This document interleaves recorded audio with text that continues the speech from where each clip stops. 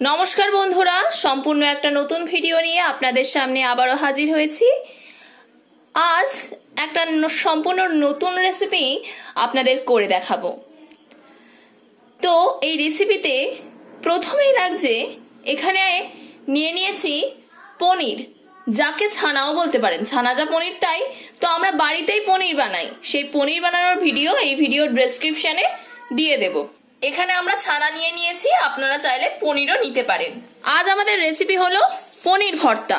এই পনির ভর্তা বানাতে লাগছে কাঁচা পাকা লঙ্কা, ধনেপাতা কুচি, একটা বড় সাইজের টমেটো কুচি, দুটো বড় সাইজের পেঁয়াজ কুচি, 1 চামচ রসুন কোড়ানো, 1 চামচ আদা কোড়ানো, আর নিয়ে নিয়েছি বেল পেপার। আর কথা না বাড়িয়ে শুরু করা যাক আমাদের আজকের রেসিপি। তো চলুন, প্রথমে আমি গ্যাসটা জ্বালিয়ে কড়াটা গরম করে নিই। প্রথমে আমি ছানাটাকে ম্যাশ করে নেব। দেখুন, খুব ভালো করে ম্যাশ করে নিতে হবে। আপনারা কিন্তু এই রেসিপিতে চাইলে পনিরও ব্যবহার করতে পারেন। পনিরটাকেও কিন্তু এইভাবেই ম্যাশ করে নিতে হবে। তাই আমার পক্ষে বা আমার মতে ছানাটাই বেশি ব্যবহার করা ভালো। দেখুন, ছানা আমার ম্যাশ করা হয়ে গেছে। এদিকে আমার কড়াটাও গরম হয়ে গেছে, এতে দিয়ে দেব সর্ষের তেল। দেখুন, অল্প পরিমাণেই ব্যবহার করলাম, কারণ আমরা রান্নাতে সর্ষের তেল বা সাদা তেল, তেল জাতীয় কোনো বস্তু, চিনি যতটা পরিমাণ, মানে যতটা না দিলে নয় ততটাই ব্যবহার করি। কিন্তু তেল কম দিচ্ছি বলে বা চিনি কম দিচ্ছি বলে খাবার যে টেস্ট হবে না, তা কিন্তু কখনোই নয়। খাবারটা কিন্তু প্রচন্ড টেস্টি হয়। আপনারা বানিয়ে দেখতে পারেন। এই কম তেলে কম চিনিতে রান্না কিন্তু খারাপ হয় না, খুবই ভালো খেতে হয়। তেলটা গরম হয়ে গেছে, এতে দিয়ে দেব কুচিয়ে রাখা পেঁয়াজ। পেঁয়াজগুলোকে খুব ভালো করে লাল লাল করে ভেজে নিতে হবে। পেঁয়াজগুলো মোটামুটি বা প্রায় লাল লাল করে ভাজা হয়ে গেছে, এতে দিয়ে দেব বেল পেপার, কুচিয়ে রাখা বেল পেপার। এতে দিয়ে দেব সামান্য পরিমাণে লবণ। পেঁয়াজ আর বেল পেপার আমার মোটামুটি ভাজা হয়ে এসছে। এরকম সময় দিয়ে দিতে হবে কুচিয়ে রাখা টমেটো।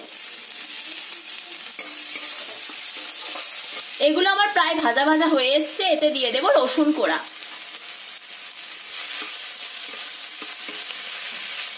এবার এতে দিয়ে দিতে হবে স্বাদ মতো লবণ।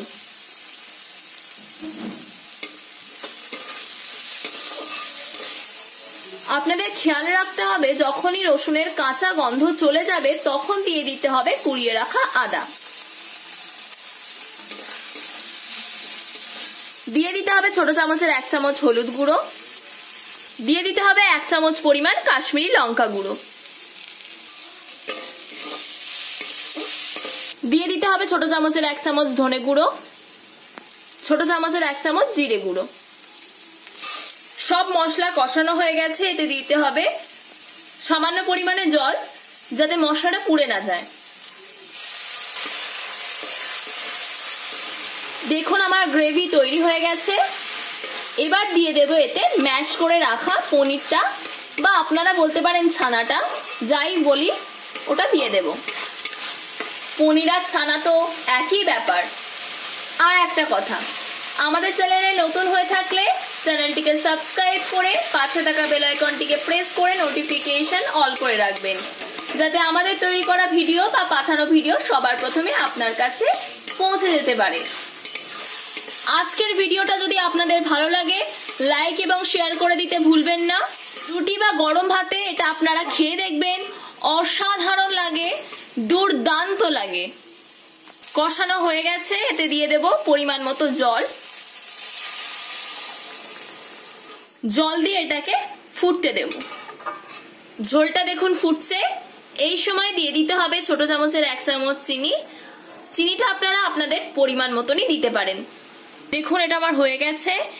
আমি ছোটদের কথা ভেবেই এই রান্নাটা করছি, তাই জন্য এর ওপর থেকে কাঁচা লঙ্কা দিয়ে দিচ্ছি, চিড়ে রাখা কাঁচা লঙ্কা। আমি একটাই ব্যবহার করলাম, ঝাল হয়ে গেলে বাচ্চারা খেতে পারবে না। এতে এবার দিয়ে দিতে হবে ছোট চামচের 1/2 চামচ পরিমাণ গরম মশলা। এবার আমি গ্যাসটাকে অফ করে দেব আর ওপর থেকে ছড়িয়ে দেব ধনেপাতা। এটা আমার তৈরি হয়ে গেছে, এবার এটাকে নামিয়ে নেব।